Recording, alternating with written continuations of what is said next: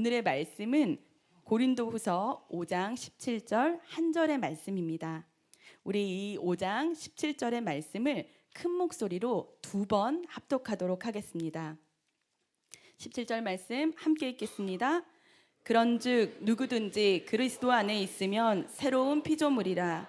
이전 것은 지나갔으니 보라 새 것이 되었도다. 우리 한 번 더 읽겠습니다. 그런즉 누구든지 그리스도 안에 있으면 새로운 피조물이라. 이전 것은 지나갔으니 보라 새 것이 되었도다. 아멘. 자리에 앉으시겠습니다. 할렐루야. 순전한 교회 주일 예배 참여하시는 여러분 모두를 주님의 이름으로 환영합니다. 인사 나누실까요? 사랑하고 축복합니다. 잘 오셨습니다. 네. 지난주 식사 같이 이렇게 하시니까 어떠셨어요? 저는 좋았습니다. 네, 감사했고, 지난주에 저희가 이제 식사하겠다고 하고 이제 일주일 중에 갑자기 어느 날 제주도에서 감귤이 몇 박스가 온 거예요. 성도님들 다 드실 만큼의 감귤이. 근데 누가 보냈는지가 안 써 있어요. 그래서 누가 보냈지? 또 익명에 또 뭐 그렇게 하려나 보다 그랬는데 거기 편지 하나가 딱 들어있어서 당일날 알았어요. 지난주 주일에.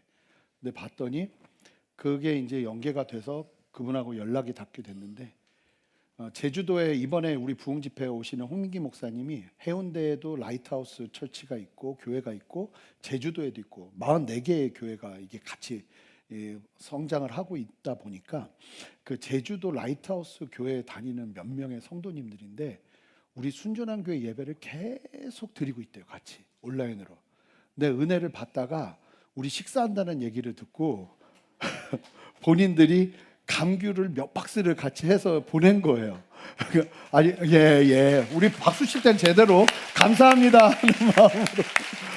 근데 이제 뭐라 그러냐면 은혜 받고 있는 제주도 성도들이 있다는 걸 기억해 달라. 같이 기도하고 또 홍민기 목사님 오신다니까 우리가 너무 감사하고 어떻게 또 그렇게 연결이 되냐. 그러면서 본인들이 너무 기쁘다면서 저희에게 막 문자를 줬는데 저도 굉장히 격려가 됐죠. 우리 교회는 작은 교회가 아닙니다. 하나님께서 필요한 목마른 분들에게 하나님의 은혜를 우리 교회를 통해서 많이 흘려보내는 줄 믿습니다. 그래서 올해도 목마른 마음 가지고 나가고 우리 부흥 집회 5월 29일부터 31일 여러분 기대하시고 또 많은 분들 함께 하시면서 작정하고 큰 은혜 누리는 시간 되면 좋겠습니다. 그리고 우리 나가실 때는 우리 청년들이 준비한 그 음료 딱 이렇게 보시면 평생이라니까 갖고 가셔서 이렇게 마음에 꼭 안고 이렇게 딱 드시면 평생 효능이 함께 할 줄 믿습니다. 왜 안 믿으세요? 믿는 건 아니죠. 하여간 감사하고요. 우리 기도하고 말씀 전하겠습니다. 하나님 감사합니다. 사랑합니다.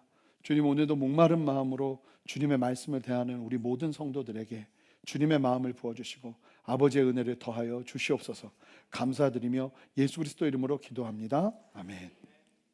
제가 이 정체성 시리즈가 오늘 22번째거든요. 22번째 말씀을 나누면서 이게 보니까 이 정체성이나 위기라는 단어가, 정체성의 위기라는 단어가 1950년대부터 시작이 됐어요. 근데 이게 어떤 상황을 말하려고 시작한 거냐면 청소년기 때 청소년들이 막 혼란스러워하는 그 상황들을 보면서 정체성의 위기라는 이 단어를 쓴 거예요. 그래서 청소년기에나 있는 일이구나 하고 쓴 건데 이 정체성의 위기가 점점 확대되는 거예요. 사람들이 뭐 청소년뿐만 아니라 젊은이들뿐만 아니라 연세가 드신 분들까지도 이 정체성의 위기 속에서 어려움을 호소하는 경우가 많아지면서 지금은 사실은 이 정체성의 위기라는 이 단어를 청소년에게만 쓰는 것이 아니라 모든 세대에게 쓰도록 확대가 되어버렸어요. 도대체 왜 이런 일이 벌어진 것일까? 예수를 믿으면서도 예수 안에서 정말 온전하게 오늘 말씀 보면 완전히 새로운 종류가 되는 거예요. 우리는 세상에는요 인간이 있고 그리스도인들이 있어요. 인간과 그리스도인들은 다른 종이에요. 이제 좀 이따 보시게 될 거예요. 이게 무슨 얘기야? 아니에요. 인간과 그리스도인은 다른 종이에요. 종류가 달라요. 완전히 새롭게 재창조돼서 영적인 기능 자체가 바뀌어버리거든요. 귀신 들리는 수준, 무당이 신 들리는 수준을 뛰어넘습니다. 놀랍게 역사되어지는 그 역사가 있음에도 불구하고 왜 정체성에 혼란이 있고 왜 이렇게 세상의 어떠함과 사람의 어떠함에 이렇게 흔들리는 것일까? 세상이 끊임없이 우리의 가치나 내가 누구인가에 대한 답을 존재 자체에서 찾게 하지 않고, 조금만 더 키워주시면 좋겠어요, 마이크. 찾지 않고 내가 얼마나 쓸모 있는 사람인지, 내가 얼마나 생산적인 사람인지를 보면서 정체성을 찾는 것 같아요.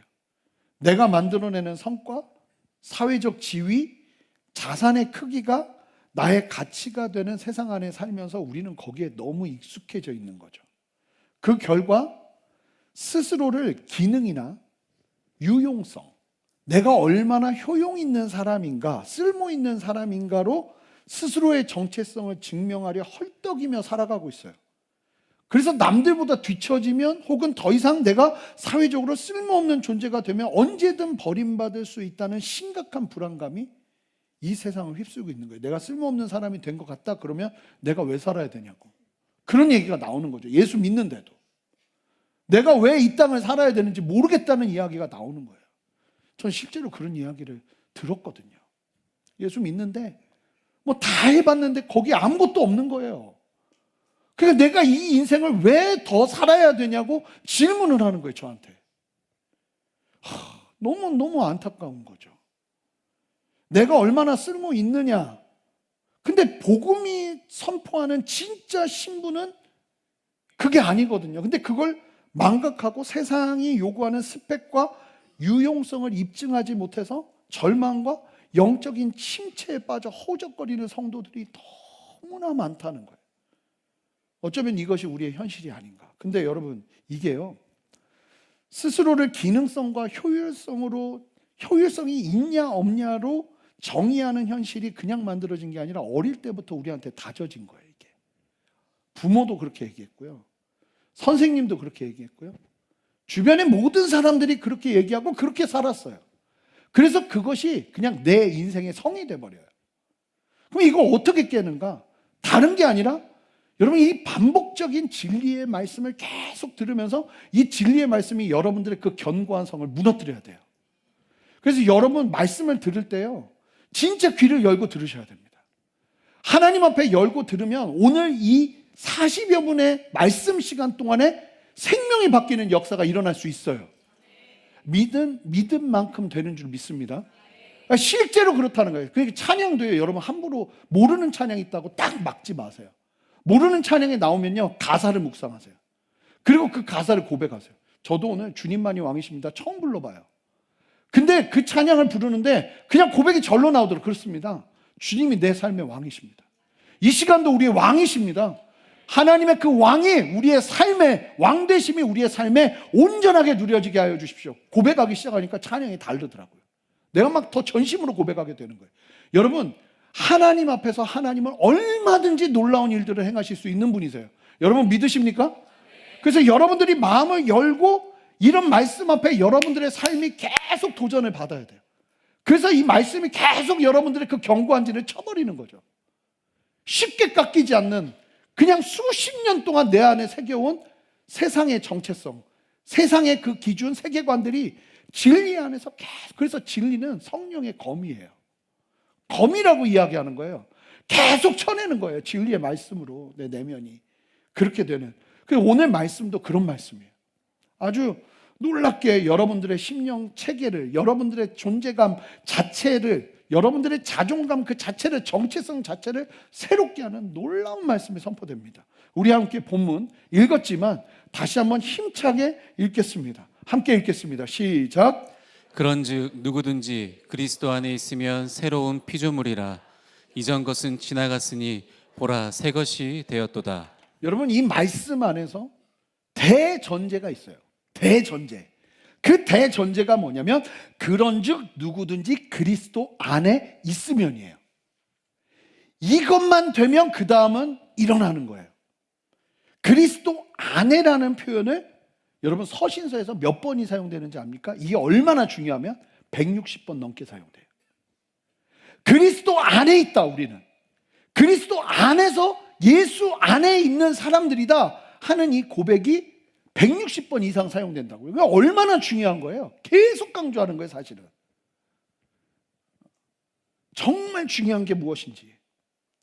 여러분, 예수 그리스도 안에서 변화돼서 예수를 믿는 순간 우리는 어디로 들어가냐면 예수 그리스도 안으로 들어가는 거예요. 보세요. 기독교는 단순히 예수님의 가르침을 따르는 수준의 종교가 절대 아니에요.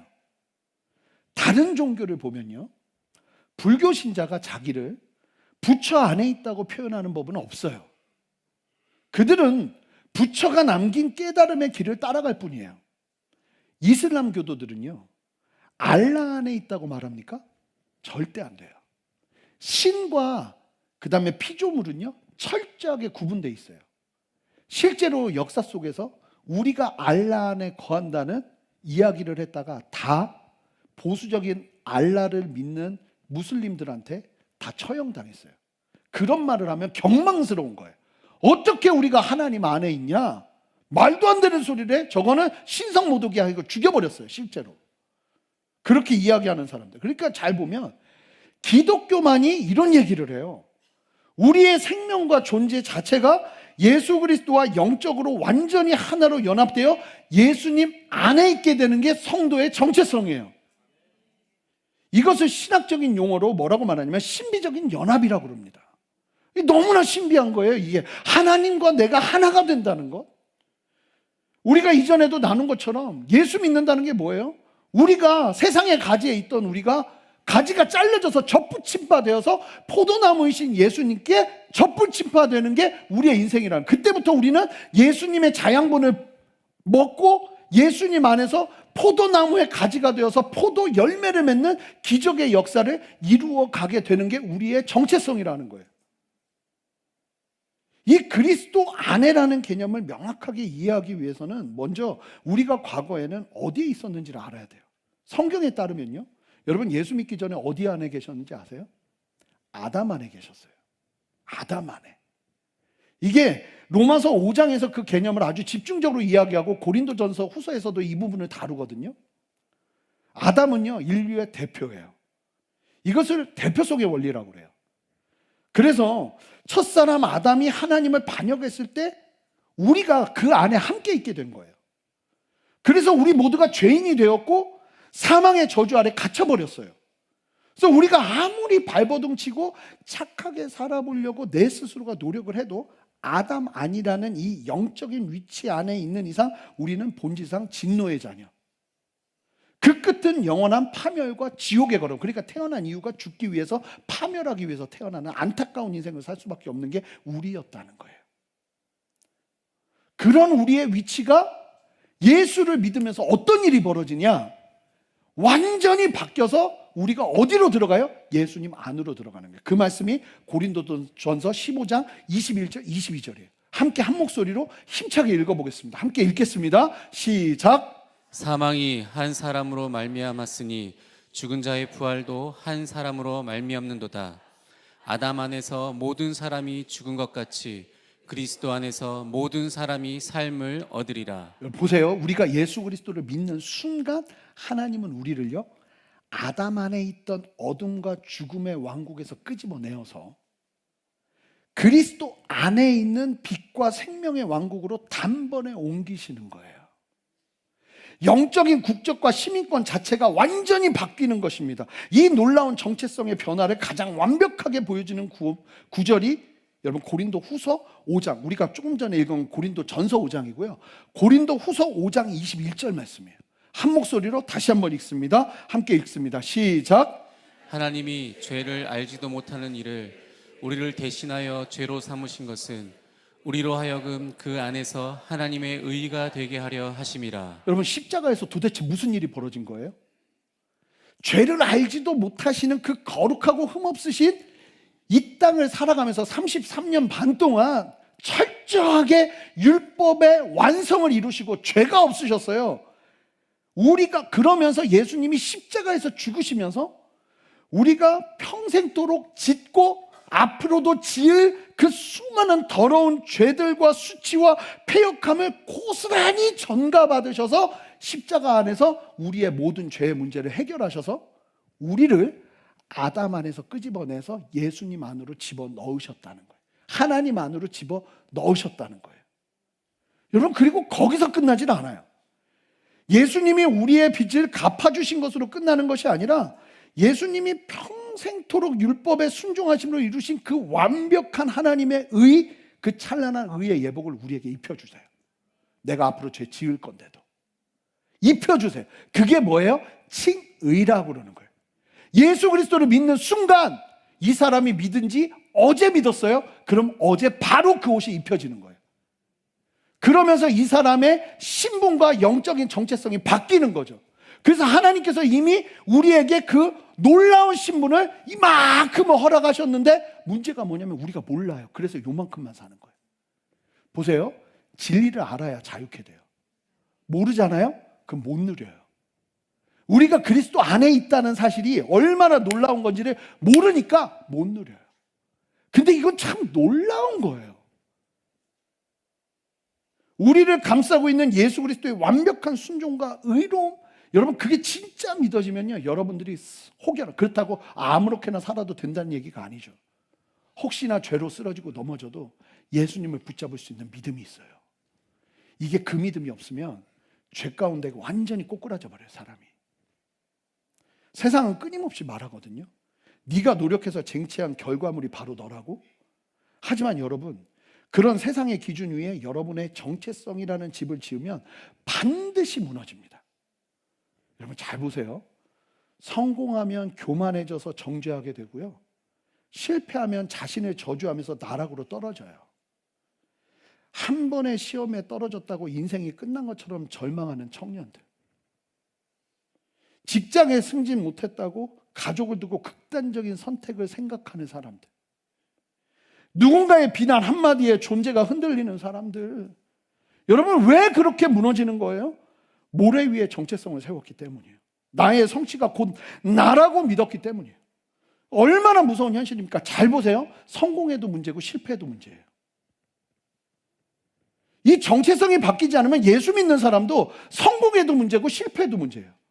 성공하면 그 성공한 무게 때문에 아주 짓눌려가지고 나중에 고통을 받고요, 실패하면 실패하는 것 안에서 좌절하고 낭망하느라 일어나지 못해요. 여러분, 사랑하는 성도 여러분, 반드시 이 진리를 누리셔야 됩니다. 성도의 신분 변화는 여러분이 뼈를 깎아서 만드는 게 아니에요. 도덕적인 노력으로 쟁취하는 결과물이 아니라는 거예요. 십자가 위에서 물과 피를 쏟으신 예수님께서 다 이루신 완벽한 구속의 결과로 우리에게 얻어진 은혜의 선물이에요. 아멘. 그러므로 여러분 선포합니다. 여러분이 지금 가진 것이 여러분의 가치를 정의하지 못할 거예요. 아멘. 여러분의 자녀에 대한 대학 간판이 여러분의 성공을 증명하는 게 아니라는 거예요. 직장에서 뼈아픈 실패나 인간관계의 상처가 여러분들의 영원한 신분을 단 1mm도 깎아낼 수 없다는 사실을 믿음으로 받아들이시기 바라요. 여러분은 하나님의 독생자의 피로 그 놀라운 피값으로 지불하고 사신받은 온 우주에서 가장 존귀한 사람들이에요. 그 사실이 하나님 내 안에 전인격적으로 믿어지기를 원합니다. 내가 주님 안에 있습니다. 여러분 오늘 아침만 해도 막 싸우고 왔는데, 어제도 막 진짜 막 세상적으로 막 정신없이 살았는데, 그래도 주님 안에 있어요. 내가 주님 안에 있습니다. 이 사실을 기억하며 사는 게 너무나 중요해요. 그리스도 안에 있어야 그 다음이 뭐가 돼요? 내가 그리스도 안에 있는 게 아니라 외부로부터 오는 뭔가로 막 그런 식으로 사는 걸로는 절대로 개선되는 수준으로 그런 식으로 사는 거. 그러니까 예수 믿으면 내가 예전보다 좀 나아지는 수준으로 그렇게 생각하면 안 된다는 거예요. 자, 그래서 두 번째, 여러분 보시면 우리는 어떤 존재냐면 단순히 개선된 사람이 아니라 본질적으로 새로운 피조물이 되는 거예요. 자, 다시 한번 본문을 보세요. 바울이 뭐라고 말합니까? 그런즉 누구든지 그리스도 안에 있으면 뭐래요? 새로운 피조물이래. 좀 다 같이 외쳐볼까요? 새로운 피조물. 여러분 이 구절을 보다 의미 있게 보기 위해서는 새로운 피조물이 무슨 의미인지를 좀 보실 필요가 있어요. 이 헬라어에서는 새로운이라는 단어가 네오스라는 단어랑 카이노스라는 단어가 사용되는데, 네오스는요 그냥 어떻게 보면 좀 어떤 본질적인 변화라보다 어떻게 보면 막 새로워지는 거예요. 그래서 단순히 시간적으로 방금 외형적인 새로움이 네오스예요. 그런데 카이노스는요 시간적인 뭐 개념적인 뭐 이런 차원을 뛰어넘어서 본질적으로 질적으로 완전히 새로워지는 차원이 다른 새로움을 의미하는 거예요. 본질 자체가 바뀌는 새로움이에요. 그래서 이것이 의미하는 바가 뭐냐면, 많은 성도들이 복음을 오해하는 게 뭐냐면, 예수를 믿을 때 외부에서 예수님이 은혜를 주셔서 내 찌그러진 성격을 조금 다듬어 주시고, 내 나쁜 습관을 조금 고쳐주시고, 나를 조금 더 착하고 나은 버전의 나로 업그레이드 해주시는 정도로만 생각해요. 그런데 그건 여러분 기독교가 아니에요. 그것은 여러분 수양을 통해 빚어지는 수준이에요. 다른 데도 다 하는 거예요. 우리는 그 정도의 수준의 신앙을 가지고 신앙생활하는 사람들이 절대로 아니라는 거예요. 여러분, 하나님은요 여러분들의 낡은 영혼에 새 페인트를 칠해주시는 은혜를 주시는 분이 아니에요. 창세기 1장에서 아무것도 없는 흑암 속에서 빛을 창조하시고 말씀으로 우주를 빚어내셨던 무에서 유를 창조하시는 능력을 동원하셔서 여러분들의 내면 깊은 곳에 완전히 새로운 영적인 새로운 종을 탄생시킨 거예요. 그래서 우리는 새로운 피조물이 되면서 인간하고는 달라요. 영적인 혼적인 기능이 완전히 달라져요. 그래서 하나님의 말씀 앞에, 그때부터 하나님의 말씀 앞에 내가 목이 곧은 백성이 아니라, 토요일에 나눈 이야기처럼 토요일에 새벽 예배 보면 목이 곧은 백성, 하나님 앞에 목이 곧는 게 아니라 하나님 말씀하시면 계속 나를 꺾어요. 그 말씀대로 순종하기 시작해요. 이게 새로운 피조물의 특징이거든요. 그래서 본문에 쓰인 피조물이라는 단어 헬라어 역시 이게 어떤 의미냐면, 하나님께서 창세기에서 이야기하는 새로운 창조 작업 때 말한 그 창조의 단어가 그 피조물이라는 단어예요. 똑같이 사용돼요. 그래서 여러분 기억하시기 바라요. 함께 저와 같이 외쳐볼까요? 구원은 리모델링이 아니라 철저한 재창조다. 여러분, 우리가 믿는 기독교는 사람을 조금 더 점잖고 도덕적으로 만들어주는 내면 성찰을 하는 정도의 종교가 절대 아니에요. 복음 안에서 우리는 중심 자체가 완전히 새로워지는 거예요. 이 사실을 깨닫고 주님 앞에 나가기 시작할 때 여러분들의 지경이 확장될 거예요. 근데 이걸 깨닫지 못하고 계속 구약적으로 살아요. 외부에서 주는 도전 안에서 나를 개선하는 정도로. 여러분, 우리가 예수를 믿는 순간 우리가 어떻게 되냐면 하나님의 자녀가 돼버려요. 심판주의 자녀가 돼서 우리는 안전한 거예요. 성령이 내 안에 거하면서 내 안에서 성령이 마음껏 역사하실 수 있어요. 근데 이 사실을, 진리를 몰라서, 오늘 이제 아시니까 이제 이 말씀대로 서시는 거예요. 모르니까 이 마음과 이 진리를 온전히 누리지 못하고 사는 거예요. 여러분, 복음은요 심리적인 평안을 주거나 천국 티켓 수준에서 머무는 게 아니에요. 예수 그리스도를 믿는 순간 천국이 내 안에 임하기 시작하는 하나님의 놀라운 역사가 일어나는 거예요. 여러분, 마음이 불안하세요? 우울감에 있으세요? 두려움 가운데 있으세요? 정말 필요한 게 뭔지 아세요? 주님의 새로운 피조물이 되는 그 놀라운 역사를 경험하는 거예요. 주님 안에서 완전히 새로워진다는 사실을 경험하는 거예요. 이거를 만약에 온전하게 누리지 못하고 다른 걸로 뭘 하려고 그러잖아요. 그러면 계속 한계점을 만날 수밖에 없어요. 계속. 근데 이 사실을 알고, 그래, 내가 새로운 피조물이구나, 내 안에서 하나님이 역사하시는구나, 믿은 지 얼마 안 됐어도 이 사실을 깨닫고 성령 안에 내 마음을 드리고 말씀 안에서 온전히 반응하기 시작하면서 주님 앞에 서기 시작하면, 그 사람은요 정말로 하나님께서 기대하고 소망한 구원의 역사를 이룬 사람의 인생을 살아가기 시작하는 거예요. 근데 예수를 믿었는데 그게 없어요. 내가 새로운 피조물이라는 생각도, 내가 새로운 종이 되었다는 생각도 안 해요. 그냥 적절하게 내 인생에 필요한 인격 수양 정도로 이 신앙을 삼아요. 그러면 믿음 만큼 되는 거예요. 진짜 복음으로 거듭난 사람은 존재의 중심축이 나에게서 하나님으로 완전히 전이 돼요. 나를 위해 존재하는 하나님이 꺾이지 않는 이상, 하나님이 나를 위해 존재해요. 그 중심 사상이 완전히 꺾여서 하나님을 위해 존재하는 나로 바뀌지 않는 이상, 여러분, 여러분들의 신앙은 독이 될 수 있어요. 여러분들이 믿는 그 신념들이 여러분들을 망가뜨릴 수 있다고요. 나를 위한 생각, 나를 위한 인생, 나를 위한 걸음 속에서 하나님이 필요해서 하나님을 나를 위해서 사용하려 하는 마음을 꺾지 않는다면 절대로 그 삶은 예수님을 믿는 삶이 아닌 거예요. 예수를 믿는다는 건 예수님 안에서 내 중심이 완전히 꺾여서 주님이 나의 왕이심을 고백하고, 주님이 말씀하시면 내 생각과 맞지 않아도 내 생각을 꺾어내며 주님의 말씀 앞에 부복하고 엎드리는 거예요. 예수 믿는 사람은 계속 엎드려요. 뻣뻣하게 고개가 살아서 내가 하고 싶은 대로 사는 것이 아니라 주님이 원하시는 게 무엇인가를 생각하면서 고민하기 시작해요. 여러분, 바울이 얼마나 답답했으면 본문 보세요. 얼마나 답답했으면 본문. 보라, 새 것이 되었도다. 하도 안 믿으니까 보라.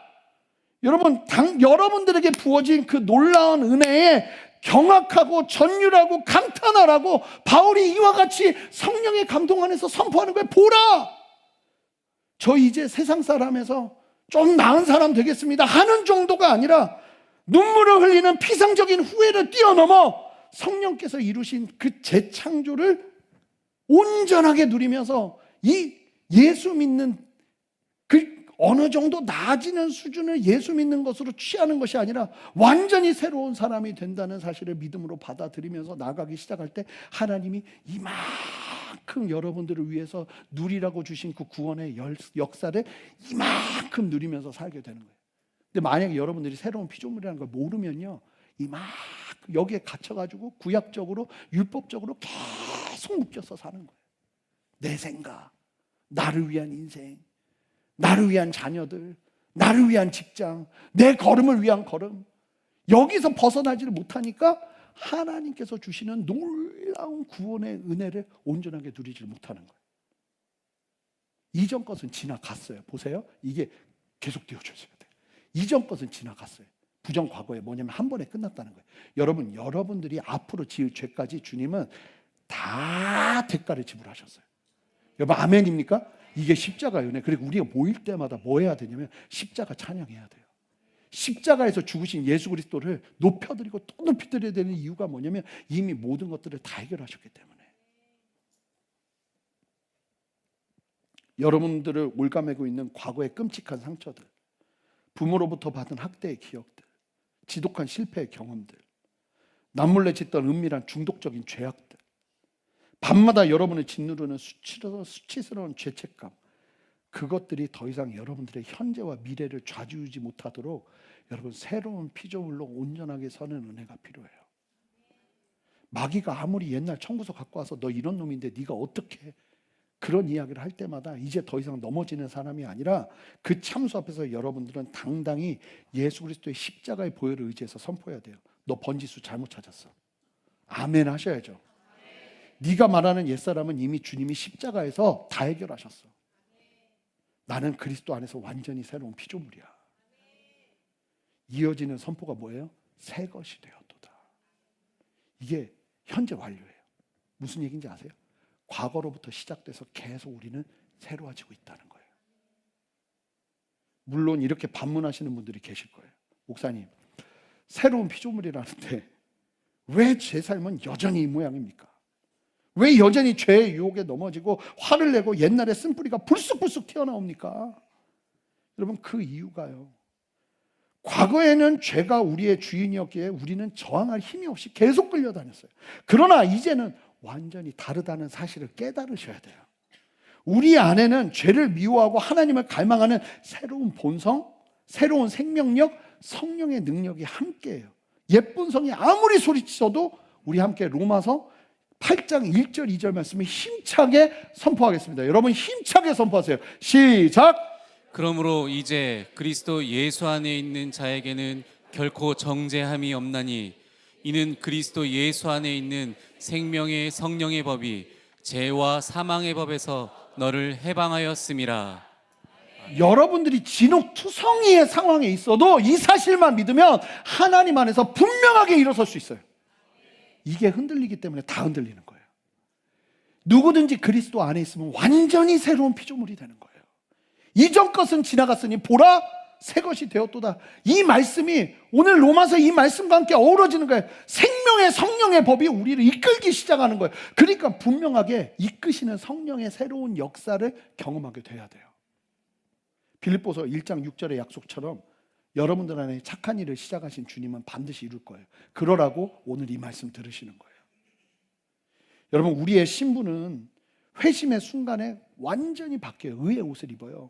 하지만 그 거룩한 신분이 우리의 삶과 인격과 구석구석으로 스며드는 성화의 과정은 평생 걸쳐서 이루어 가야 되는 일인 거예요. 그래서 여러분, 이 새 피조물이 되어 살아간다는 그 태도 안에 있어야 되는 세 가지가 있는데요. 첫 번째는 지성의 갱신이에요. 말씀으로 세계관을 재편하셔야 돼요. 여러분, 이런 설교 말씀을 들으면서 나는 새로운 피조물이구나. 하나님의 진리 안에서 예수 믿는다는 게 이런 거구나. 그리스도 안으로 들어가는구나. 이런 말씀들을 대하면서 새벽에 선포되는 잠언 말씀을 대하면서 예수 믿는 사람은 이렇게 살아야 되는구나. 감정을 조절해야 되는구나. 내 태도를 바꿔야 되는구나. 무엇이 중요한지를 알아야 되는구나. 하나님의 지혜가 있어야 되는구나. 이런 말씀들을 계속 들으면서 여러분들의 세계관을 재편성하는 과정들을 계속 겪으셔야 돼요. 여러분, 초대교회의 성도들은요, 성경 공부를 한 게 아니에요. 모일 때마다 말씀 듣고 그 말씀, 예수님의 가르침, 구약의 말씀을 예수님의 그 복음 안에서 해석하면서 이 사람들이 변화되고 그 다음에 성령이 이끄시는 대로 순종하면서 살면서 놀라운 하나님의 교회로서의 역할을 감당할 수 있었던 거예요. 여러분, 우리가 너무 나약해요. 뭔가가 막 더 갖춰져야 된다고 생각하는데 기독교는요, 뭔가 더 갖춰서 놀랍게 하는 게 아니라 예수 그리스도를 믿는 순간 성령의 능력을 받고 성령 세례를 받고 그러고 나면 뭐든지 할 수 있어요. 뭘 갖추는 게 필요한 게 아니라 저는 예수 믿은 지 3년밖에 안 됐어요. 그런 말 하는 게 말이 안 되는 거예요. 3년씩이나 됐는데 무슨 소리예요? 예수 믿으면 예수 믿고 성령 받잖아요. 그럼 그때부터 살아낼 수 있는 분명한 은혜와 분명한 역사가 반드시 있다는 거예요. 그래서 말씀을 통해서 들을 때마다 여러분의 세계관을 재편하셔야 돼요. 설교 속에서도 여러분 계속 여러분들의 내면을 심으세요. 이 말씀으로 심으세요. 두 번째, 감정의 성화가 반드시 있어야 돼요. 여러분, 하나님이 기뻐하시는 걸 기뻐하는 거예요. 죄를 미워하고 거룩을 갈망하는 거룩한 정서가 회복되는 거죠. 여러분, 잠언 말씀을 보니까요, 이 감정을 하나님 안에서 다스리는 부분을 굉장히 많이 강조해요.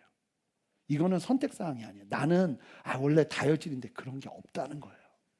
다혈질이어도 그 감정을 왜요? 나는 새로운 피조물이기 때문에. 이 사실을 여러분들이 인식을 하셔야 돼요.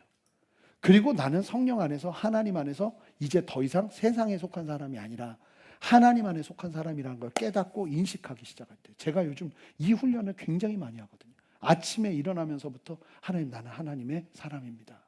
하나님, 오늘도 성령님 내 안에 충만하게 역사해 주십시오. 이 고백 속에서 가니까 내 생각들 가운데 주로부터 오지 않은 정말 지저분한 생각들이 정리가 되기 시작하더라고요. 그렇다고 다 정리된 건 아니에요. 계속 나와. 미치겠어요. 그런데도 내가 새로운 피조물이라는 걸 인식하는 것과 인식하지 않는 게 너무나 큰 차이라는 거예요. 감정의 성화. 그래서 감정의 영역까지도 주님께 맡겨드리세요. 주님이 바꾸세요. 여러분, 막 내 마음대로 생각하고 내 마음대로 미워하고 내 마음대로 그러다가도 주님 미워해야 됩니까? 물으시고 주님께서 주시는 감동이 아니라 하면 그 마음 가운데 여러분들의 감정을 굴복시키는 훈련을 하세요. 내가 불같이 화가 나도 화를 내야 됩니까? 말아야 됩니까? 근데 하나님이 주시는 마음이 평안이면 여러분들의 화를 꺾는 연습을 하시라는 거예요. 새로운 피조물이기 때문에 우리의 지성과 우리의 의지로는 그걸 못해요. 하지만 성령이 우리 안에 있으면요, 우리는 할 수 있어요. 할렐루야. 반드시 할 수 있다는 거예요. 그래서 바뀌어야 돼요. 바뀌어야 돼요. 그리고 의지의 순종이 일어나야 돼요. 일상에서 하나님의 말씀 가운데 순종하는 거예요. 여러분, 새로운 피조물의 가장 강력한 특징은 순종한다는 거예요. 제가 세 번째 책을 순종에 관한 주제로 쓰고 있거든요. 근데 보니까 놀라운 게 뭐냐면 순종하는 순간 하나님의 울타리 안으로 들어가더라고요. 그래서 순종하다가 또 실패하고 또 넘어져요. 근데 하나님의 보호하심이 함께해요. 왜요? 하나님의 울타리 안으로 들어갔기 때문에. 뭘로요? 순종이라는 것을 통해서. 그러니까 여러분들의 삶이 하나님의 말씀 앞에 순종하기 시작할 때 하나님의 울타리 안으로 들어가는 거예요. 그러다가 이산이 아닌 계배 할 수도 있고, 내가 잘못해서 실수할 수도 있고, 아브라함처럼 남쪽으로 내려가서 내 부인 아니고 내 누이라고 할 수도 있어요. 넘어질 수 있어요. 그런데 하나님이 어떻게 해요? 계속 보호하세요. 계속 이끄시고. 그게 순종의 힘이에요. 예수를 믿는 사람은 예수 안에서 완전히 새로운 종이 되어서 주님 안에서 그냥 주시는 마음, 오늘 말씀하셨어. 용서하래요. 그러면 죽이고 싶은 사람도 용서하기로 결정하는 걸음을 걸어본 사람은 알아요. 하나님이 역사하세요. 그래서 그리스도의 장성한 분량에 이르기까지 우리가 순종의 걸음을 놓치지 않는 거죠. 순종은 언제까지 해야 될까요? 뭐 이제 답은 그냥 물으면 항상 이 답을 준비하세요. 죽을 때까지. 자, 순종 언제까지 해야 돼요? 좀 더 크게 해봅시다. 자, 순종 언제까지 해야 돼요? 그렇게 하는. 영적 전쟁 언제까지 해야 돼요? 죽을 때까지. 제가 허리가 굉장히 안 좋았어요. 이게 제가 사실은 개척하고 왜 여기 손목 2개가 뼈가 다 으스러진 적이 있잖아요. 한 5개월 만에 그렇게 되었을 때 손목만 다친 게 아니라 허리를 굉장히 심하게 부딪혔어요. 근데 여기가 너무 아파서 여기를 건드리지 못한 거예요. 그러고 나서부터 허리가 계속 아프더라고요. 근데 그러다가 여러분 아시지만 그 고난주간 때 제가 또 막 주님이 주신 마음 안에서 또 절제를 어느 정도 했어야 되는데 막 또 막 주신다고 막 안수해 준다고 앉아 있는 사람들 다 안수하다가 허리가 나가버렸네요. 제가 모르실 거예요 아마. 설교하는데 몇 주 동안요 이렇게 잡고 설교해야 됐어요. 너무 통증이 심해서. 운동화 신고 양복 입고 밑에 매트까지 깔았어요. 지금 하여간 매트까지 깔았어요. 네. 근데 제가 이제 허리가 앉을 때도 힘들고 일어날 때도 힘들고, 저는 특히 희한한 게 성경 설교 준비할 때 앉아 있을 때는 안 힘들어요. 근데 굽히면 그렇게 아파요. 그래서 이게 90도가 안 돼요. 그런 상황이었는데 지난 그 겨울 부흥 집회, 그 겨울에 저희 처음 옮겼을 때 부흥 집회 때 여진구 대표님 오셨잖아요. 근데 여진구 대표님이 저 이렇게 지나가는 거 보시더니 아니 허리가 많이 안 좋아 보이는데요. 그러시길래 야 허리가 계속 만성처럼 아프다고 저는 그냥 그렇게 생각하고 살고 있다고. 그랬더니 젊은데 벌써부터 이러면 안 되는데 그러더니 뭐라고 하시냐면 송기철 장로님을 한번 만나야겠대요. 그래서 왜 그러냐고 그랬더니 그분이 허리 전문이래. 난 그런 얘기를 처음 들어요. 허리 전문이요? 근데 그분이 다른 데도 치유의 역사가 많이 일어나는데 허리를 위해 기도해주면 그렇게 낫는데요. 허리 전문이래. 난 그런 얘기도 너무 웃겨가지고. 근데 그 대표님 아버님도 복대를 차고 다니셨는데 장로님 기도를 받고 완전히 나은 건 아니지만 복대를 풀었대요. 그리고 돌아가실 때까지 복대하지 않고 지내셨다고 그러더라고요. 그러면서 장로님을 좀 소개시켜 줄 테니까 한번 만나보라고 하고는 계속 바빠서 만나지 못했어요. 근데 제가 지난주 목요일에 이제 그 규장에 직원 예배 설교하러 갔다가 이제 앉을 때나 일어날 때 막 조심스럽게 앉고 일어나니까 이제 그러고 나면 꼭 이제 대표님하고 방에서 이제 교제를 1시간 넘게 해요. 근데 그때 이야기를 하면서 목사님 아직도 아프신 것 같은데 안 되겠다고, 지금이 땐 것 같다고 송기철 장로님한테 전화를 바로 하는 거예요. 그러더니 우리 이태재 목사님 좀 한번 만나 주시면 안 되냐고 했더니 바로 내일 오라고 그러는 거예요. 그래서 1시 반에. 그래가지고 이제 제가 그다음 이제 지난주 금요일에, 목요일에 설교하고 금요일에 1시 반에 허리 낫겠다고 간 거예요. 허리가 나아야 된다는. 저는 강한 TJ예요. 그 F가 거의 없어요. 예, 그리고 이게 막 계획적이고, 근데 내가 이러고 가는 내가 너무 좀 이상한 거예요. 근데도 대표님이 아니라고 기도 받아보고, 그리고 교제했으면 좋겠다는 마음이 많이 일어났대. 두 분이 같이. 그래서 좀 대표님, 그러고는 이제 연락을 해주고는 또 전화해가지고 그 장로님한테 좀 꼭 좀 허리 위에서 기도도 해주고 교제도 좀 해달라고 그러면서 했다고, 또 밤에 카톡이 왔어요. 그러니까 내일 꼭 가야 된다 하는 카톡이 온 거예요. 그래서 가라고. 그래서 보니까 이제 노량진 쪽에 사무실이 있으시더라고요. 그래서 제가 얼마나 긴장을 했나. 제가 이런 기도를 받으러 간 건 처음이니까 얼마나 긴장했나. 밥을 먹으면서 우리 교육자들하고 점심밥을 먹는데 밥이 안 넘어가. 그래서 한 그릇밖에 못 먹었어요. 밥이 안 넘어가는 거예요. 야, 나 긴장돼 죽겠다. 이게 나을 것이냐 안 나을 것이냐. 내가 이러고 갔다가 또 이러고 오면 이게 또 말이 아닌데 어떻게 해야 되냐. 딱 그러면서 이제 드디어 간다고 막 이러고 막 우리 교육자들한테 간다고, 우리 스태프들한테 간다고 막 이러고 이제 차를 타고 출발했어요. 그리고 1시 반 좀 전에 도착을 해서 장로님을 만났는데, 장로님하고 대화를 한 2시간을 한 것 같아요. 진짜 제가 고민하고 궁금했던 것들을 이분은 코로나 기간 동안에 신학적으로 하나님 안에서 정리를 하고 계셨더라고요. 무슨 얘기를 하시냐면, 수많은 기적을 봤는데 사람들이 안 변하더래요. 훈련도 엄청 시켰는데 개선되는 수준이지, 내가 새로운 피조물 주일에 설교해야 되는데 그 얘기를 하시기 시작하는 거예요. 진짜 성령 안에서 완전히 재창조되어서 성령 안에서 살아내는 새로운 종으로 변화되질 않는다는 거예요. 그래서 아예 그런 집회를 안 한대요. 오히려 하나님의 나라에 대해서. 그래서 우리 교회의 철학과 이런 것들을 이야기하는데 복음, 하나님의 나라, 막 이게 막 너무 맞고, 그리고 제자 훈련에 저는 양육에 있어서 조금 문제점이 있다고 보거든요. 근데 그 얘기를 할 때마다 이해하는 목회자를 만나본 적이 없어요. 다 왜?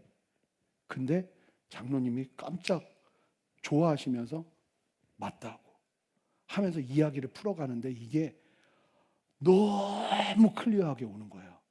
그리고는 책 2권을 주시고 숙제를 주셨어요. 다시 정리해서 다시 만나기로. 그러면서 이제 2시간 동안 나는 허리 나으려고 갔는데 그 얘기는 안 하고 2시간 동안 하나님 나라에 대해서 얘기를 하는데, 근데 그것도 너무 좋은 거예요. 근데 갑자기 장로님이 맞다, 허리 아파서 왔죠?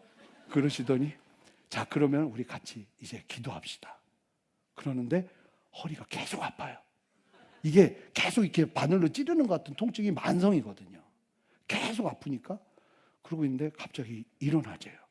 같이 일어났어요. 근데 장로님이 매트를 깔아요. 그래서 난 누구라고 하는 줄 알았어요. 근데 그건 아니래. 그냥 매트 위에 서래. 근데 손을 이렇게 같이 잡아요. 그리고 스텝 한 명을 불러서 나를 뒤에서 이렇게 받치더라고요. 뒤로 넘어갈까 싶어서. 2번 넘어갈 뻔했는데 손을 잡고 기도하는데, 진리의 성령님, 우리 안에 더 충만하게 역사해 주십시오. 성령님, 더 충만하게 역사해 주십시오. 이 기도만 계속 하시는 거예요. 근데 허리가 계속 아파. 허리가 계속 아파요. 근데 아픈데 이러면서 계속 그냥 기도하는데 아무 일도 일어나지 않아요. 왜 막 그럴 때 뭐 허리에 뭐 막 불이 막 임하고 뭐 손이 뜨거워진다고 그러는데 내 손은 너무 차고 허리는 너무 아파. 그래서 하나도 근데 막 이게 계속 기도를 하시는 거예요, 서서. 그래서 계속 기도를 하는데 갑자기 손에 이제 허리에 손을 딱 대시더니 같이 기도하는데, 너 허리 정상으로 돌아가. 난 안 돌아가는 것 같은데. 계속 그렇게 얘기를 하죠. 정상으로 돌아가. 너 근육은 정상으로 될지어다. 뭐 이러면서 그 기도를 한참 하시더니 갑자기 자, 이제 목사님 한번 허리를 보세요. 나는 그것도 엄청난 믿음이라고 생각해. 허리를 보세요 했는데 이러고 있으면 이거 완전 코미디 아니에요. 그러니까 너무 자신이 있는 거예요, 이분이. 자, 이제 허리를 보세요 하는데 통증이 없어요. 그러더니 저는 이 이상이 안 돼요. 근데 보세요. 이게 내가 이거를 지금 수백 번 한 것 같아요, 지금. 내가 이게 갑자기 한번 움직여 보세요 하는데 내가 이게 되니까 내가 장로님 허리가 움직여요. 그랬더니 아니 그걸 위해 기도했잖아요, 우리가. 근데 진짜 움직이니까 이게 물론 다 낫는 건 아니더라고요. 이게 젊은이 허리가 되는 건 아니에요. 제 나이에 허리가 되는데 그 허리를 아프게 했던 그 통증이 싹 사라졌어요.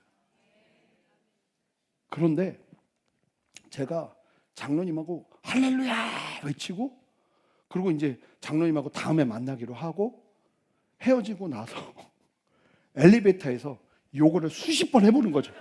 진짜 나은 게 맞나? 막 수십 번. 근데 계속 되는 거예요.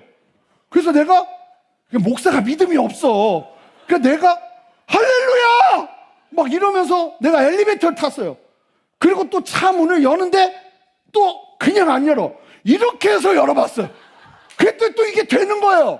할렐루야 이러면서 차를 탔어. 차를 타가지고 바로 누구한테 전화했겠어요? 여진구 대표님한테 전화했어요. 대표님 너무 웃겨요 그랬어요. 내가 그랬더니 웃기죠. 하나님이 하시는 일이 이래요. 하나님이 세상에 정말 하나님의 사람들을 많이 숨겨놓으셨다고 얘기를 하더라고요. 그러면서 할렐루야를 외치고 같이 이야기하면서 하나님이 하시는 일인데 하나님이 목사님에게 뭔가를 보여주시나 봐요. 그러면서 할렐루야를 외치고 집에 와서 또 가족들 다 앉혀놓고 자 봐라 쫙 봤지? 막 온 가족이 다 아빠 맨날 이러고 있는 거 아니까 온 가족이 또 놀라는 거예요. 또 여기서 멈추지 않아요. 자, 이 상태에서 날 사진을 찍어서 가족들한테 다 보냈어요. 카톡으로. 자, 하나님이 놀랍게 행하셨다. 그랬더니 할렐루야 난리가 났어요. 밤에 자는데 혹시나 허리가 다시 아플까 봐 또 확인해 보는 거예요. 근데 계속 그 다음날 아침에 딱 눈 떠서 뭐 했겠어요? 또 해보는 거예요. 근데 되는 거예요. 너무 놀라운 거예요. 그러면서 어제 이제 6개 신학교 교수님들이 함께 모여서 예배에 관련된 실천신학 학회가 있었거든요. 굉장히 좋았어요. 우리 권사님들 너무 수고해 주셨는데 그 집회 다 마치고 나는데 갑자기 전화가 왔어요. 봤더니 여진구 대표님이 왜 전화했냐면 중간 점검하려고. 지금도 여전히 안 아픈지. 그러면서 이야기를 하면서 여진구 대표님 6월 금찬 때 오세요. 오셔서 또 말씀 전하실 텐데 그러면서 하나님이 하시는 놀라운 일들을 이야기하고 찬양하고 같이 막 웃고 역사하시는 하나님 막 높여드리고 근데 무슨 생각이 드냐면 성령 안에 새로운 피조물이 되어서 성령의 역사를 경험하고 산다는 게 이게 얼마나 놀라운 일이고 얼마나 한계를 뛰어넘게 하는 일이고 이게 완전히 종이 달라지는 건데 이걸 내가 모르니까 계속 이 정도 수준에서 살고 있었구나. 근데 믿음이 없으니까 기도를 안 하고 이거는 안 되겠지 하고 기도를 안 하고 하나님 안에서 이제 무에서 유를 창조하신 하나님이 내 안에 계시는데 내 스스로가 하나님을 제한해버리고 하나님이 하시는 그 일들을 바라보지 못하고 계속 내 생각 속에서 나를 위한 하나님으로 재단하면서 하나님을 계속 수준 낮게 여기면서 걸어내는 걸음이 우리 걸음이구나. 누구든지 그리스도 안에 있으면 새로운 피조물이라. 이전 것은 지나갔으니 보라 새 것이 되었도다. 이 말씀이 진짜 우리 안에 살아서 역사되기 시작할 때 하나님이 일하시고 다스리시고 함께 하시는 저는 오늘 우리가 함께 예배하면서 이걸 정말 충만하게 누렸으면 좋겠어요. 내 안에 계신 하나님 예수 그리스도 믿으시죠? 제가 보면 우리 순전한 교회 예배 올 정도면 안 믿고 오는 분들은 조금 거의 없는 것 같아요. 예수 그리스도를 다 믿으시잖아요. 믿지 않는 분들은 오늘 이 시간 믿음이 일어나길 바랍니다. 예수님을 정말로 믿고 그 안에서 구원받고 성령을 받았다면 여러분, 우리 안에 성령께서 우리를 완전히 재창조하시는 그 새로운 창조 사역 속에서 하나님은 우리를 마음껏 일하시고 역사하실 거예요. 기도하죠. 우리 다 같이 일어서시겠습니다.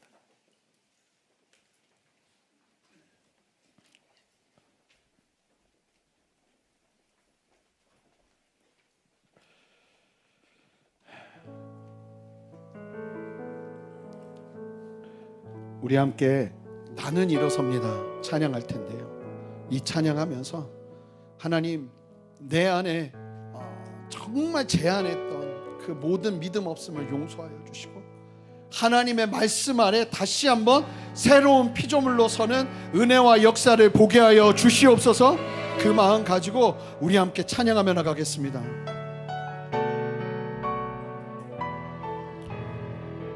어둠 속에 아무것도 보이지 않아도 주님의 약속을 잊을 때에도 주가 붙드시기에 버텨내는 삶, 주가 원하는 삶. 절망 중에 무엇 하나 들리. 여러분, 믿음을 강하게 가지세요. 예수의 능력이 이미러 가도 주의 자녀이기에 예배하는 삶, 주가 우리 함께 두 손을 높이 들고 선포합시다. 나는 일어섭니다. 더 이상 내 삶에 아픔이 아프게 두지 않겠습니다. 나는 예배합니다. 내게 약속하신 그 자리로 다시 한번 나아갑니다. 고백합니다. 어둠 속에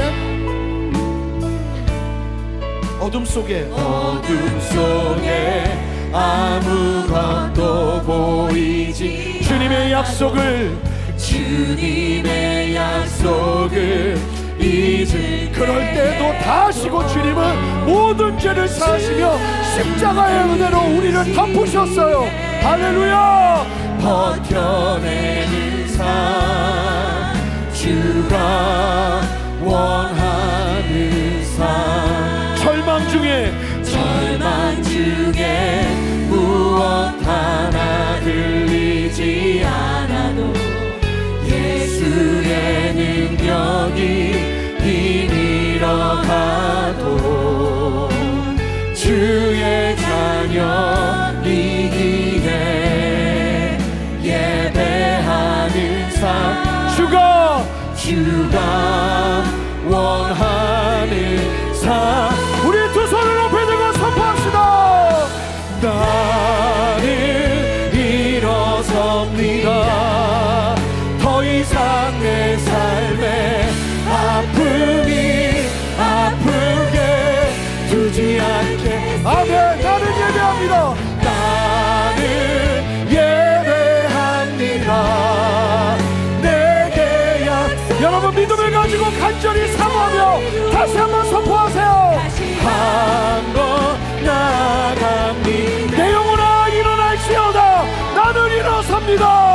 나는 일어섭니다. 더 이상 내 삶에 아픔이. 내 영혼아 일어날지어다. 담대할지어다. 새로운 피조물로 재창조하신 하나님의 놀라운 역사를 보게 하여 주시옵소서. 내게 약속하신 그 자리로 다시 한번 선포합니다. 나는 일어섭니다. 할렐루야. 나는 일어섭니다. 더 이상 내 삶의 아픔이 아프게 두지 않겠습니다. 나는 예배합니다. 내게 약속하신 그 자리로 다시 한번 나아갑니다. 하나님을 향해 두 손을 높이 들고 주님 앞에 기도하며 나갑시다. 하나님, 나를 재창조하신 하나님의 놀라운 손길을 다시 한번 경험하며 일어서기를 원하오니 주님, 나를 새롭게 하여 주시옵소서. 함께 주님의 이름 간절히 부르며 기도합니다. 주여.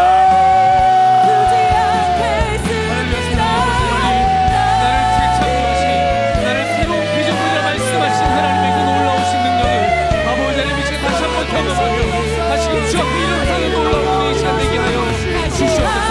아버지요, 성령으로 충만케 역사하셔서 나를 새롭게 하신 하나님의 온전한 생기 안에 머물러 말씀하신 우리 놀라운 능력 앞에 아버지 다시 한번 주임을 바라보며 다시금 일어나오니 성령이여 나를 다시금 새롭게 하여 주시며 의미 새롭게 역사하신 하나님의 놀라운 역사 앞에 아버지 다시금 서는 시간 되게 하여 주시옵소서.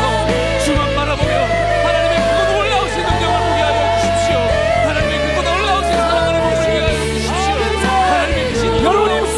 고백하세요. 하나님, 내가 새로운 피조물인데 그 걸음을 걸어내고 아버지의 은혜를 입어볼 수 있도록 하나님 생존하여 주시옵소서. 주여, 주의 그 놀라우신 역사, 나를 새롭게 하신 하나님의 그 위대하신 역사 앞에 아버지 내가 다시 믿음의 눈을 들어 주를 바라보며 나아가오니 성령이여 나를 인도하여 주시옵소서. 나를 하나님의 그 놀라운 피조물의 역사 가운데 다시금 새 힘으로 나아가게 하여 주시옵소서. 여러분, 예수 믿으시죠? 그렇다면 이미 모든 게 준비된 거예요. 여러분들에게 부족함이 없어요. 성령이 계세요.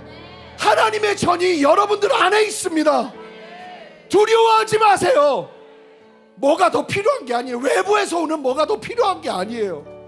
이미 여러분들 안에 성령이 함께 하시며 여러분들은 인간과 다른 하나님과 교통하는, 하나님과 직접적으로 소통하는 하나님의 사람이 된 거예요. 두려움이 떠나가기를 바랍니다. 하나님 안에서 담대하게 일어서기를 바랍니다. 하나님, 다시 한번 이 사실을 온전히 깨닫고 주님 앞으로 붙습니다. 주님 안으로 들어갑니다.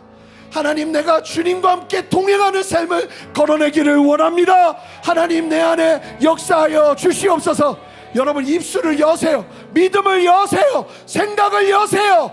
여러분들 두려워하지 마세요. 예수 이름으로 명하는 것은 모든 두려움들아 다 떠나갈지어다. 여러분, 주님께서 행하시는 놀라운 일들이 일어날 거예요. 이 시간 기도할 텐데, 여러분, 저는 이 임파테이션이, 성령의 놀라운 기름 부음이 이 시간 여러분들에게도 함께 임하리라 믿습니다. 여러분, 아픈 데에 손을 얹으세요.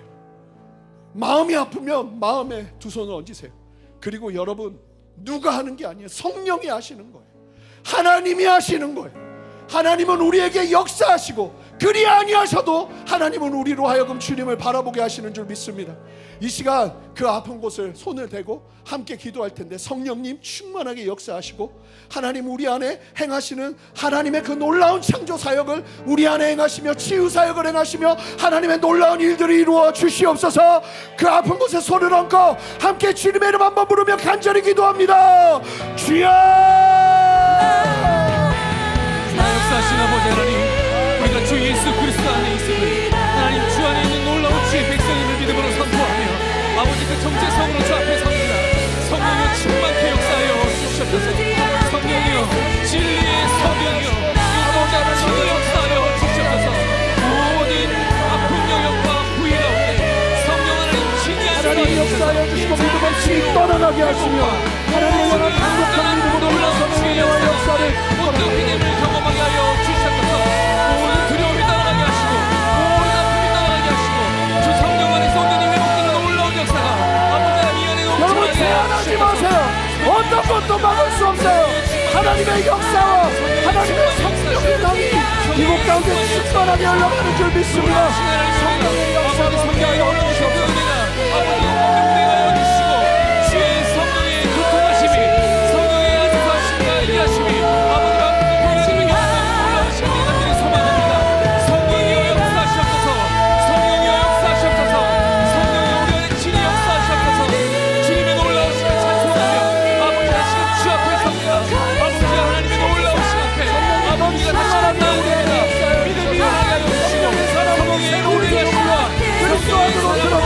주님과 함께 거하며 주님 안에 살아가는 삶을 살며 주시옵소서. 주여 역사하여 주시옵소서. 성령님을 인정하며 나아가는 주여 역사하여 주시고 하나님 사랑을 영원히 하나님의 걸음을 걸어가여 주시기를 원하오니 주여 역사하여 주시옵소서. 함께하여 주시옵소서. 주 예수 안에서, 주 그리스도 안에서. 여러분 놀라운 게 뭔지 아세요? 예수님과 제자들이 함께할 때는 제자라는 말이 많이 나와요. 근데 제자 삼으라고 그러셨잖아요. 그런데도 사도행전부터 요한계시록까지 제자라는 단어는 한 번도 나오질 않아요. 제자의 수준을 뛰어넘어 예수의 삶을 살아가는 사람들이 등장하기 때문이에요. 여러분 그게 우리의 걸음이에요. 여러분 예수를 믿는 순간 성령이 우리 안에 거하시는 것을 인정하고 날마다 선포되는 말씀 앞에 나를 꺾어내고 내 감정을 성령 안에서 절제하고 주님의 말씀이라면 어떤 것도 순종하며 나가는 걸음을 걸어낼 때 여러분 우리 안에 하나님 행하시는 놀라운 일들을 보게 될 거예요. 여러분 두려워하지 마세요. 우리는 다 할 수 있어요. 하나님 안에서 못할 것이 없어요. 우리 순전한 교회가 그런 성령의 공동체가 될 거예요. 성령 안에서 새로운 피조물로 된 사람들이 다른 무엇보다 내 안에 계신 성령의 인도하심을 따라 담대하게 서는 성령의 공동체로 이 교회를 세워 주시옵소서. 성도들을 세워 주시옵소서. 강력하게 일어나게 하여 주시옵소서. 예배에 목숨 걸고 삶에서 순종하며 나가는 이 단순한 반복이 우리 안에 생명이 되는 역사가 있게 하여 주시옵소서. 함께 두 손을 들고 우리 교회를 위해서 여러분들의 삶을 다시 한번 올려드리며 함께 기도하겠습니다. 함께 주님의 이름 부르며 기도합니다. 주여. 하나님과 사랑의 아버지 하나님, 성령의 공동체, 성령의 운행하심과 성령의 역사를 경험한 우리 모두에게 간절히 소망합니다. 성령이여 충만히 역사하여 주시고 성령이여 충만히 기름 부어주셔서 성령의 운행하심 가운데 아버지의 만지심과 하나님의 이끄심과 주님이 세워가시는 놀라운 역사를 함께 보게 하여 주시옵소서. 하나님 우리의 눈을 들어 주 여호와 하나님을 주목합니다. 성령이여 친히 역사하여 주셔서 하나님의 만지심과 역사하심 가운데 새 입어 걸어가는 놀라운 힘과 능력을 부어 주시옵소서. 성령 안에 하나님이 하시고 성령 안에 능력을 경험하게 하여 주시고 성령 안에 새로운 기적을 나타나게 살아갈 수 있는 힘과 능력을 거룩히 살아갈 힘과 능력을 아버지 하나님이 공동체 안에서 함께 누리게 하여 주시옵소서. 주여 친히 역사하실 주님이 하나님 이 시간 역사하여 주셔서 우리가 믿음으로 기도한 대로 주님 역사하시고 함께 하시는 주님의 능력을 함께 볼 수 있도록 은혜 베풀어 주시옵소서. 저를 통해 일하신 하나님은 단순히 저만을 위한 것이 아니라 우리 모두를 위해 하나님께서 준비하시는 생명의 역사를 일으킬 줄 믿습니다. 예수 이름으로 명하노니 모든 관절의 고통들은 예수 이름 명하노니 온전하게 치유될지어다. 치매의 가능성과 기능들 그리고 치매의 영향력들아 예수 이름 명하노니 온전하게 치유될지어다. 마음의 우울함과 주로부터 오지 않은 고통들아 예수 이름 명하노니 온전하게 회복될지어다. 모든 육신의 연약함들을 하나님 앞에서 믿음으로 고백하며 나아가는 모든 영역 가운데 하나님의 능력으로 함께하여 주시옵소서. 여기서 머무는 것이 아니라 우리 인생 자체가 예수 그리스도를 믿음으로 말미암아 새로운 피조물이 되었는데 여전히 구약적인 삶에 매여서 외부로부터는 무언가로 개선하려는 걸음을 멈추게 하시고 이미 내 안에 계신 성령 안에서 다시 한번 새 힘을 얻어 성령과 함께 교통하며 성령 안에서 순종하며 말씀을 따라 내 삶을 부복하고 순종하는 걸음을 걸어내며 주님의 생명을 보게 하시기를 원하오니 주여 함께하여 주시옵소서. 바뀌지 않을 일들에 대한 뒤돌아봄이 이 시간 예수 그리스도 이름으로 끊어지기를 소망합니다. 깨끗이 끊어주시옵소서. 앞을 바라보며 걷게 하시고 주님이 주시는 은혜와 역사 속에서 담대하게 걸어내게 하여 주시옵소서. 우리 안에 찾아온 모든 위기들을 성령 안에서 돌파해내고 이겨낼 수 있도록 하나님 역사하여 주시고, 아버지 하나님, 내 내면의 문제뿐만 아니라 외면의 문제들, 정말 외적으로 싸워내야 되는 문제들도 하나님께서 친히 붙들어 주셔서 아버지의 피 묻은 손으로 친히 안수하시고 하나님의 손으로 푸시고 여시고 새롭게 하여 주시옵소서. 예수 그리스도 이름으로 명하는 것은 닫힌 문들아, 예수 이름으로 명하노니 우리 성도님들의 앞걸음 가운데서 열려질지어다. 하나님 함께 하시며 아버지의 일들을 이루시고 불같은 믿음이 일어나게 하여 주시옵소서.